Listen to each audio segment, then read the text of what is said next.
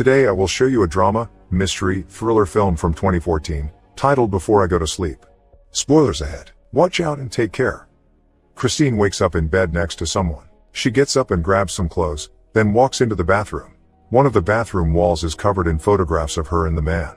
She sees the wedding band on her hand, then walks outside. Ben is waiting for her on the bed. He tells her that they got married 14 years ago and that she's 40 years old. As she gets dressed, he explains that she had a car accident 14 years ago, because of which she gained some injuries which made it impossible for her to remember everything. She stores up information for a day, then when she goes to bed it all disappears, and when she wakes up she thinks she's in her 20s. He asks her to trust him, but she's scared. While making breakfast, he keeps telling her about their life together and their wedding. Before he leaves for work, Ben shows her a list of things she might need and where to find them. She sees a note which says that she needs to pack a bag. Ben tells her that he'll be taking her away for their anniversary.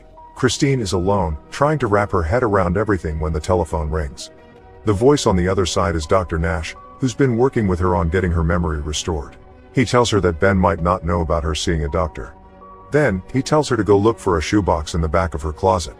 Christine opens the box and finds a camera inside. Nash tells her to switch it on. A recording of her plays, where she talks about the problem with her memory. 2 weeks earlier, Christine is in a car with Dr. Nash, who admits that their professional relationship is a little bit out of the ordinary, with him picking her up from home and seeing her without her husband's knowledge. Christine is scared and confused. They drive into a parking lot and he tells her how he found her 6 months before. He explains that he's a neuropsychologist and that he's preparing a paper on the type of amnesia she has, so he was willing to do the work for free. As they start walking to his office, Dr. Nash tells her that even though she didn't remember who he was when he called the next day, she still agreed to work with him. Christine has mentioned working with a psychologist to her husband, but he was adamantly against it because she had therapy in the past and it had only upset her. In his office, he gives her the camera and tells her to keep a visual diary. Dr. Nash tells her that her injuries were sustained in a vicious attack 10 years before. They came from repeated blows to the head. She's confused because Ben had told her another story. The doctor shows her news articles about the attack and she wonders why someone would try to kill her. He explains that no one really knows part from her. As they leave, he tells her not to tell Ben about the camera so she doesn't feel constrained to share her thoughts and feelings. He tells her where to hide it and that he'll call her in the morning to remind her. She agrees to the plan. That night, while Ben prepares cocoa for them, Christine goes to the bathroom to record the first entry in her video diary. She explains about her memory and when she hears Ben coming up, she scrambles to hide the camera and goes to bed, pretending she's already asleep. Christine wakes up the next morning next to Ben. He pretends that he's still asleep. They have the same conversation about her memory, their in her life. She doesn't understand what she does all day and looks disappointed. Later, she's in the car with the doctor again, watching the video. Christine says that without the recordings she would believe everything that Ben tells her, like the car accident. She wonders what else he lies to her about. Dr. Nash says that he can't risk calling her on the house phone. Christine tells him that she doesn't want to be afraid all the time and asks if the treatment he's planning for her will work. Dr. Nash explains that in rare cases, going back to the scene of the attack helps kick off the memory, but his reason behind going there is building trust with her. When they arrive at the industrial complex they meet with the caretaker. He takes them to the place where he found her and tells them that she was naked, with only a bed sheet around her and that she was covered in blood. She couldn't remember anything even then. Back in the car, she asks Nash what she was doing by the airport. He tells her that there are a lot of hotels in the area and suggests that she might have been having an affair. The medical report indicated recent intercourse. She asks him if she was raped, but the doctor tells her that the report has suggested otherwise. Christine can't believe she could be a cheater. Later, she's in her bathroom saying that she needs to remember what happened, no matter what she has done. She hears the sounds of children playing and goes to check, but there's no one outside. That night, she walks in to take a shower, when Ben joins her and begins kissing her. As they begin making love, she has a memory of someone with a scar on his jaw. They fall asleep together and Christine has a dream about a hotel room and her attack. The next day, tests are being performed on Christine by Dr. Nash. He shows her pictures that she needs to identify. She looks at the pictures and gets upset, so she rings the panic button in the MRI. Later, they talk in a waiting room and he tells her that some of the pictures were random and others were in her file. The photo he shows her had produced a distinct reaction in her brain. Christine doesn't know who the woman in the photo is, even with the name Claire written on it. While having dinner with Ben that night, she asks him if about Claire. Ben says that he doesn't know her, then asks why Christine is brightening it up. When she tells him that she had a memory, he gets invested in the amount she remembers. She mentions a few things, mostly from the photo, and he tells her that it wasn't the first time she had remembered Claire. Ben says that they were friends once, but that she moved away and that it doesn't matter anymore. Christine insists that it does matter. Ben brings a box of photos he keeps in his study. They are of her and Claire. She asks why he hides them from her, and Ben explains that he does that to protect her from the fact that her friend couldn't handle her situation. Christine asks him how she could trust him if he hides things from her, but Ben tells her that he can always handle dealing with everything. Later, she makes a new recording saying that Ben is hiding Claire from her and that she can't trust him. After that, he sees that she has taped the photos of Claire in the bathroom. Dr. Nash calls Christine and explains everything to her all over again. She watches the recording from the previous day, the one saying not to trust Ben. Then she zooms in, seeing that the photos that were there the previous day are gone now. She gets angry and starts looking through Ben's study to find something. She finds a key which takes her to the photos. Flipping through them, she has a memory about Claire and her telling her that she's pregnant. She rushes to check the pictures in the bathroom and the pictures in the albums, but there is no evidence of a child she might have had. Christine checks her stomach and sees her stretch marks, then remembers a conversation with her son. She calls Ben to ask about their child, and he comes home instantly. Christine is upset and wants to know where their child is.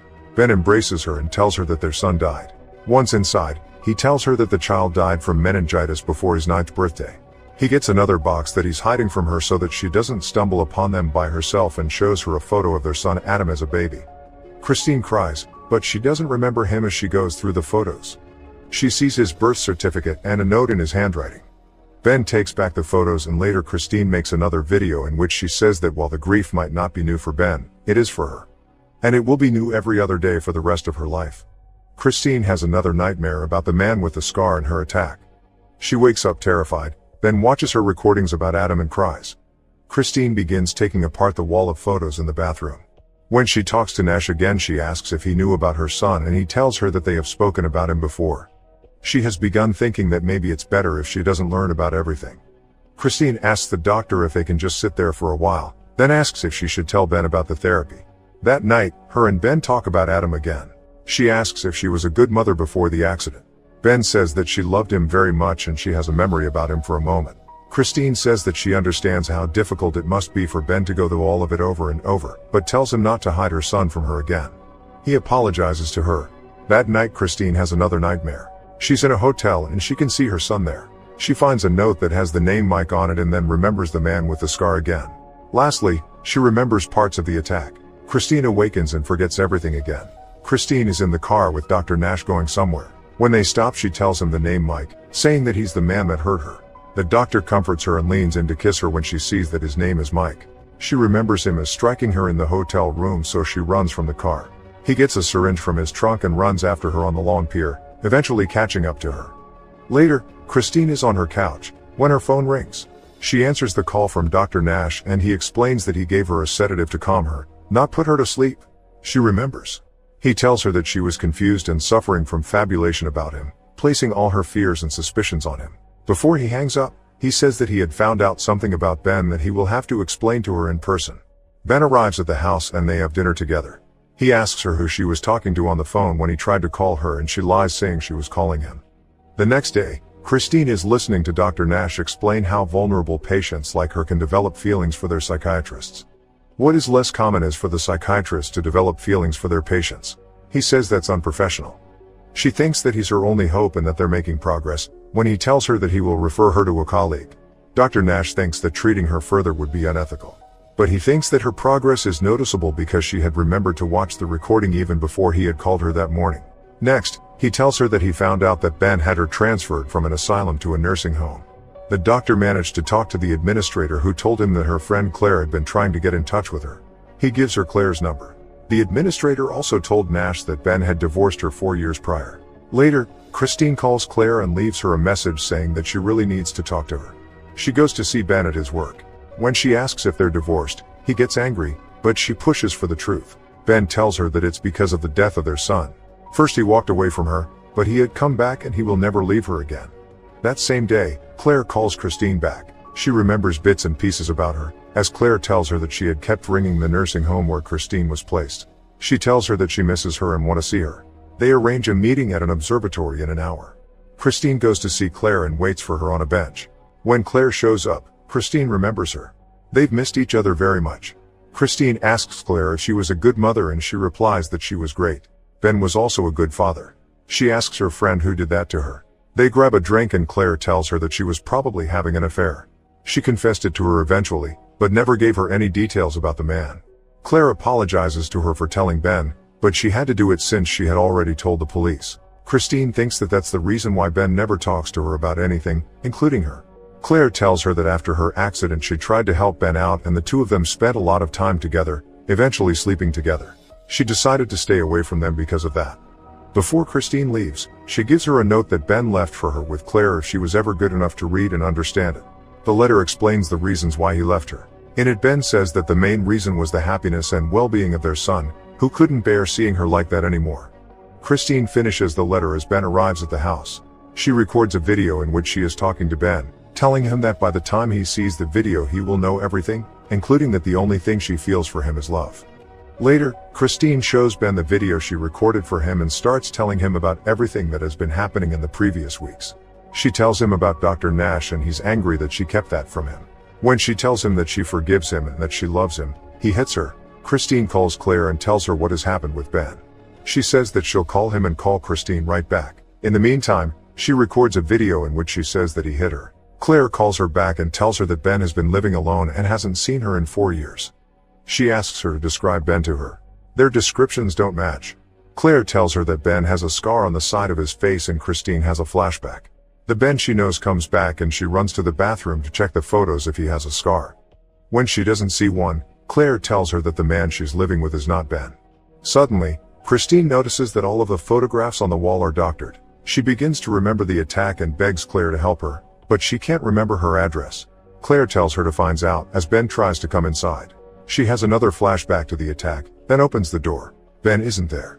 Christine walks down the stairs and tries to walk out of the main entrance, only to find it locked. She finds the key to the back door and exits the house, when Ben suddenly grabs her. Christine wakes up the following morning in her bed with Ben. She walks inside the bathroom and sees the photos, then walks out to find him sitting on the bed telling her who he is. When he leaves, the doctor calls her and tells her to find the camera. She only sees the recording where she says that she loves Ben. After that she notices the bruise on her cheek. The phone rings and it's Ben this time, asking if everything is okay. He has her cell phone which Claire is trying to reach. Ben reminds her to pack for their anniversary. She tells him that she loves him. Later, Nash is trying to phone Christine, when he gets called to the main reception. Ben runs into him and introduces himself. Nash asks how Christine is and Ben tells him to stay away from her. That night, Ben and Christine take a drive down to a hotel near the airport. She asks if it's really their anniversary and he tells her that it's not their wedding anniversary, but one of a different kind. Christine doesn't understand why he brought her there. He gives her a glass of champagne and tells her that he wants her to remember her attack. Suddenly, she remembers that he is actually Mike. Christine asks where Ben is and Mike tells her that her husband left her when he stayed. He took her out of the nursing home with fake documents, with the intention to take care of her. But now he's tired of lying and wants her to remember everything. Christine remembers the day of the attack and him threatening her that he'll call her husband, then hitting her. She realizes that he was the one that attacked her. He tells her that he hates himself for what happened and begs her not to leave. Christine is scared because she remembers details about the night when he attacked her. Mike keeps begging her not to leave, but then steps aside to see if she will, and when she does he hits her again. He tells her that they will either leave together or they won't leave at all. Then, he begins to delete all of her recordings from the camera and tells her that she's free. Mike tells her to kiss him and she does it out of fear. He tells her that she has to forget Ben and Adam because they have forgotten her. Christine realizes that Adam isn't dead and he starts beating her up again. She fights back, but he overpowers her and begins to strangle her. Christine stabs him and tries to escape, though he just grabs her again. Eventually she incapacitates him and escapes the room, then activates the fire alarm. Ambulances and the police have circled the hotel. Christine is at the back of an ambulance, recording a new video explaining what happened to her. Later, Dr. Nash walks into her hospital room and wakes her up telling her who he is. He tells her that he is there as her friend and not her doctor. Because she needs someone to take care of her, Claire will pick her up and take her home with her. He asks her if she remembers Claire. Christine says that she does. Nash continues talking to her, saying that Mike will be in prison for a long time for what he did to her. Then, he tells her that he has a visitor for her that might become the breakthrough in her treatment. Nash turns around and Ben, her real ex-husband, is at her door. Dr. Nash lets him inside the room. He approaches her and tells her that he's her Ben, that he never would have stayed away if he knew she was in danger. He sits down and tells her about Adam. Ben says that both of them love her very much. He goes out to get Adam. The boy walks in and approaches his mother. He introduces himself to her and she starts remembering something that she used to say to him when he was little. Christine remembers him finally. They embrace as she says that he's her Adam. Make sure to subscribe and turn on notifications so you can watch more videos like this. Thanks for watching.